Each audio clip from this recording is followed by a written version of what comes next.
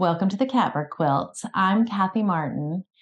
I have a love of quilt patterns, and especially those that work well for fabric that I get from men's dress shirts. And today's quilt pattern, the Eyelet lace quilt, is no exception, and have a lot to say about it.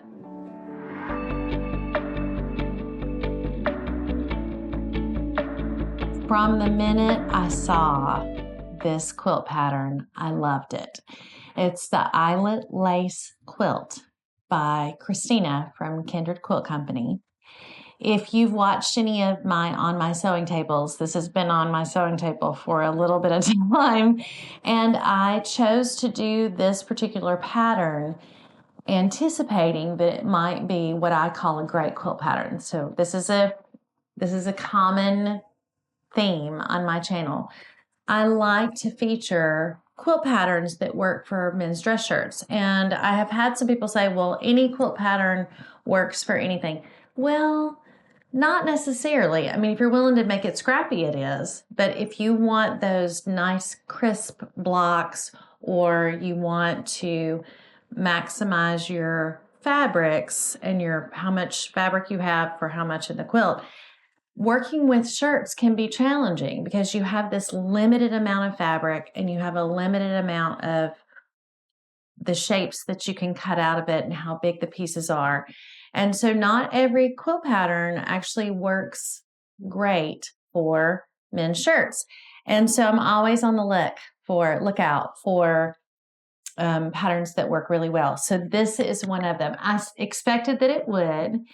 And so I started making my very own version of it. And as I have gotten into it, the more blocks I make, the closer I get to being done with my quilt top, the more I realize just how wonderful a pattern it is.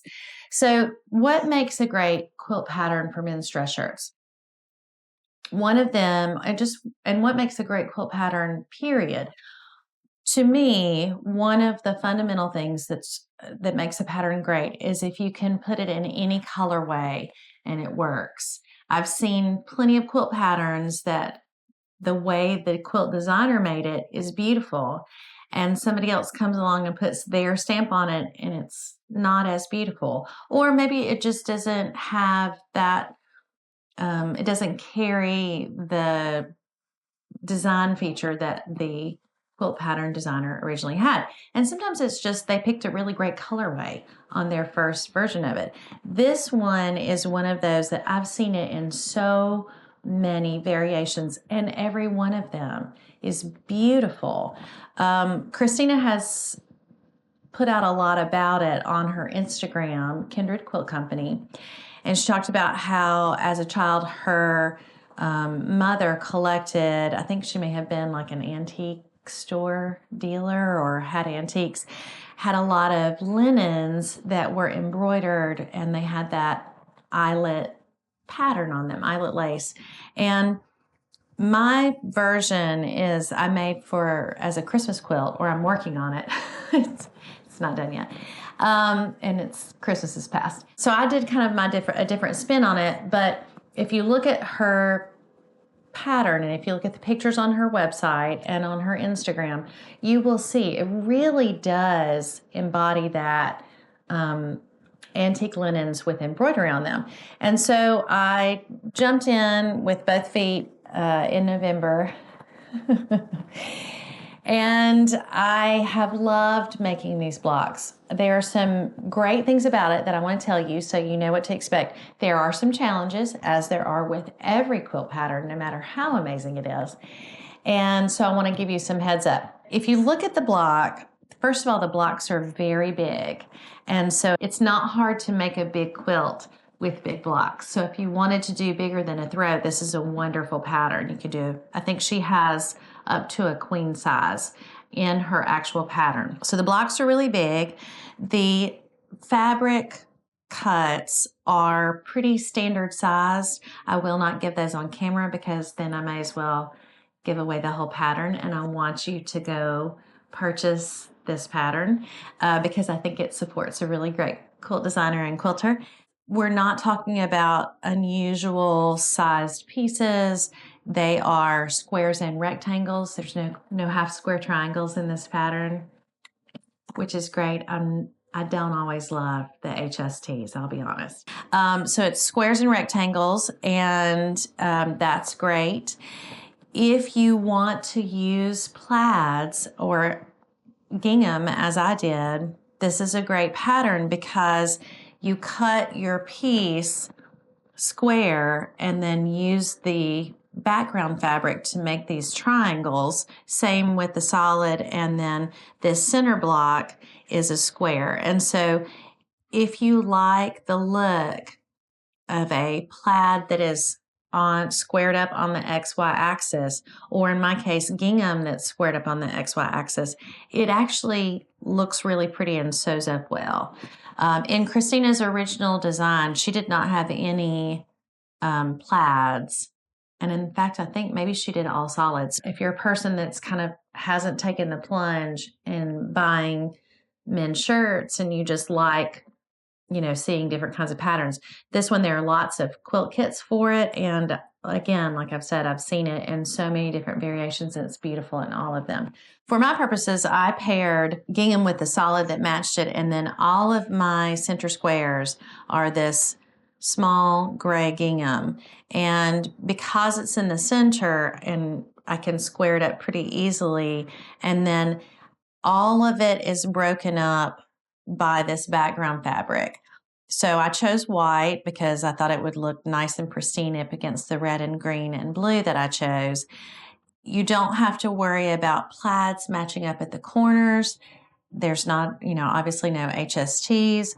So if you had a plaid that was challenging to work with, or if you just, you wanted to make sure it was nice and square, that center square is, surrounded by this white background fabric. And so it draws your attention there, and that's really pretty.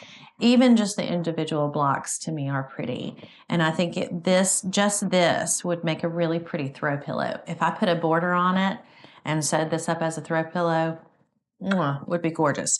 So the arrangement is easy. It is sewn on point, meaning that it's sewn on the diagonal for the end result. And you can actually see I'm not finished with it. It's behind me on my design wall. And that arrangement of quilting the blocks and sewing the blocks and then them being sewn together on point can add a sense of interest and movement. A lot of times you'll see quilts that are just square blocks that are all lined up on the XY axis, and it can be gorgeous, but sometimes it loses some of the movement and interest, and it can look a little more flat, especially if you don't use a lot of interesting fabrics.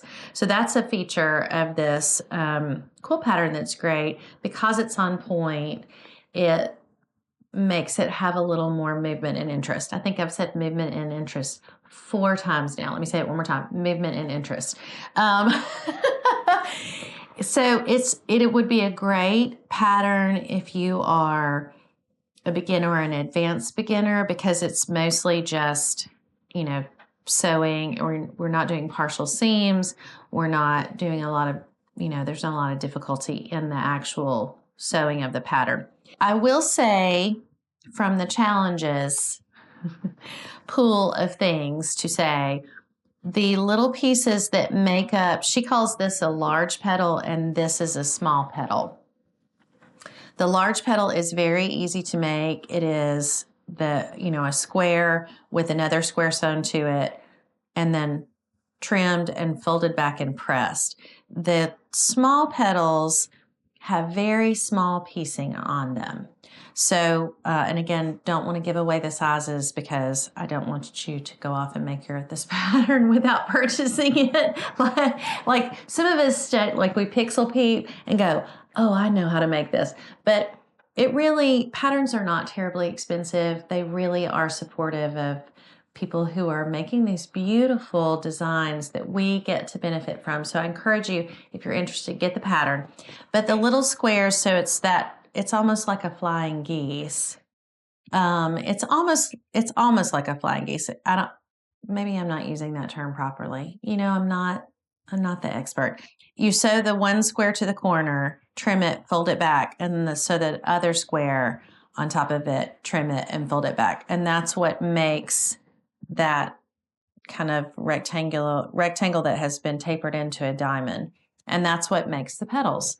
And then because it's been sewn on that on point, it doesn't come together like this. It comes together like this, which is just lovely to me. It is just lovely. I'll show you the other colors I'm using. This is a kind of a forest green that has some blue undertones, which I thought would be pretty. You can see I've done 3/4 of this small petal.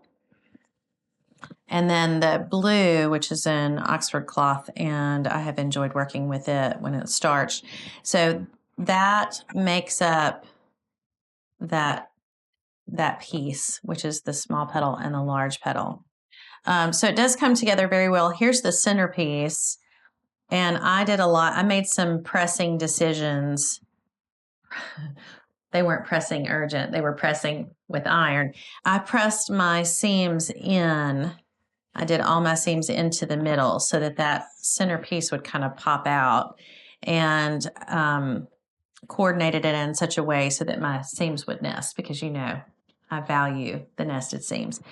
Her pattern, to continue on with why I think this is such a good quilt pattern, it is very well designed from the actual instructional part. So if you are a beginner or even an advanced beginner and you haven't done a lot of variation in what you've done, like if you've only done squares, for example, her pattern is very, very well written and very clear, and has the added feature of a coloring page at the end. I also am a fan. I am a fan of the coloring page. I have my colored pencils to use with the coloring page, because then you get to put your own stamp on it. And of course, we know I really love that. The way I arranged my blocks and my colorway is actually very different from her original. The original pattern, each one of these is like a flower. And so each flower is a different color, and then the centers are the same. The way I did it is mine's going to end up being like a swipe of red, and then a swipe of blue, and then a swipe of green. So, but again, the blocks are very large, and so you don't have to make a lot of them to end up with a fairly large quilt, which is great. The instructions are great. One of the things it's not so much a challenge, this is just an observation. There is so much background fabric. So there's a lot of white. I had a lot of just plain white fabric that I have bought at the thrift store here and there. Someone gave me some fabric remnants that they found in a tote in their garage. So I had a lot of white fabric that I used and didn't use shirts for my white fabric. So if you're going to do this and you want to use all shirts, you're going to use a ton of white shirts because of the shape of the pieces and just how much, you need. It's a surprising amount of background fabric. So you may want to consider using yardage for your background, just because of the sheer amount of fabric requirements, and then also the cuts that you have to do. Because of those little pieces, those little squares, if you cut them in long strips and then subcut them down to the squares, it really is so much easier with yardage, as opposed to trying to break down shirts and then get what you're wanting out of it. So that's some thoughts about that. I had this on my sewing table, and someone remarked that the back looks really good, which I appreciate that comment. Thank you. I think that pretty much anyone who sews this will have a back that looks very much like this, because if you cut your pieces precisely and sew them with a good, consistent, scant 1/4 inch seam allowance, or right out of a 1/4 inch seam allowance, this is just what the block looks like to me. So I appreciate the compliment, but I think that pretty much any of you when you go to sew your blocks, this is what they're going to look like. And you can see behind me, I started to say the end result. We're really not there yet. I'm getting there, slowly but surely, just chipping away at it. So again, those are the things that I think are really great about it. Anytime you use plaids or gingham or checked fabric, when there's that nice separation, this is not sashing, it's actually individual blocks, but it kind of works like sashing, and it separates these colored elements in the block. That is generally going to do you a favor if you're using men's dress shirts or men's shirt fabrics, particularly that have a very strong geometric line in them, so stripes and plaids and checks. So kudos to Christina, who is just seems to be a really neat individual. I have tagged her in some of my progress on my Instagram, and she is always so faithful to respond to it, and she's just unfailingly encouraging. So when I did that, I'm going to try to do this for Christmas, she's like, you can do it. It's just, you can do it. I believe in you. Which, I mean, my goodness, who doesn't need a cheerleader? She's just a great cheerleader. But it's a beautiful pattern. I encourage you to go check out her website, get the pattern, consider making it. I think you'll find it a really valuable and wonderful quilt pattern for men's dress shirt fabrics. If you do, comment and let me know, because that's always fun to know that we're working on similar things together. It's that quilt community that we have. We get to encourage each other and go, oh, me too, or oh, that's so beautiful. And so often the things that we're working on actually really are very beautiful. And in the very end, we have a warm, cozy, textural, beautiful living work of art that gives people comfort and love. So that's it for today. That's our great quilt pattern, Eyelet Lace Quilt from Kindred Quilt Company. I'm Kathy Martin, and this is the Catbird Quilts. Thank you so much for watching.